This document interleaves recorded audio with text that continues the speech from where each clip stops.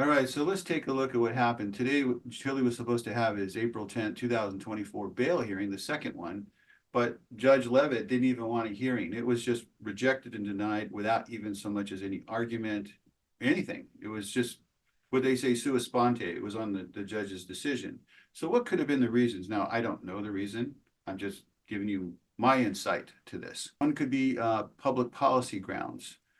You know, there are a lot of people locked up in jail who don't have access to the lawyers or have the resources that Chille has. And it does have an element of unfairness that, absent compelling circumstances, what allows him to get out after being convicted so that he could pursue his appeal and pursue the defense of the charges. Well, the inmates that are in jail are doing that as well, but they're locked up.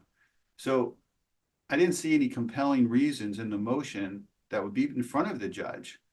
And of course, the inmates, if they heard that Chille got released, they would look at it from their perspective and say, wait a minute, why did he get out? What was so special about his case?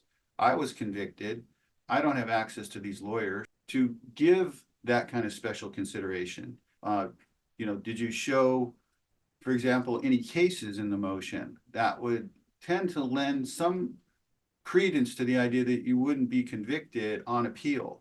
Okay, but I didn't see any of that. There was only one case cited, and that case dealt with pretrial detention, not post-conviction release, and was summarily shot down by the district attorney. When you look at a moving paper, that's what motions are. It moves the court to do something.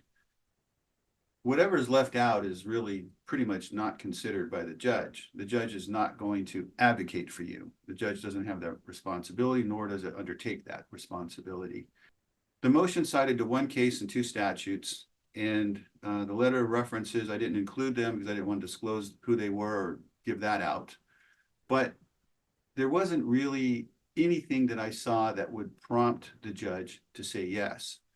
And since this is really not something that, I could see why they would have a policy like that where someone could get out on appeal. Let's say that they have a witness that's recanted. Let's say that there was a false testimony entered and they can prove it. Then I could see where a judge would say, you know what, I'll give you the benefit of the doubt. You just obey our laws, you're out. But we didn't have any of that presented to the court. So they just made the decision on its face. There just wasn't enough. And that's how it goes.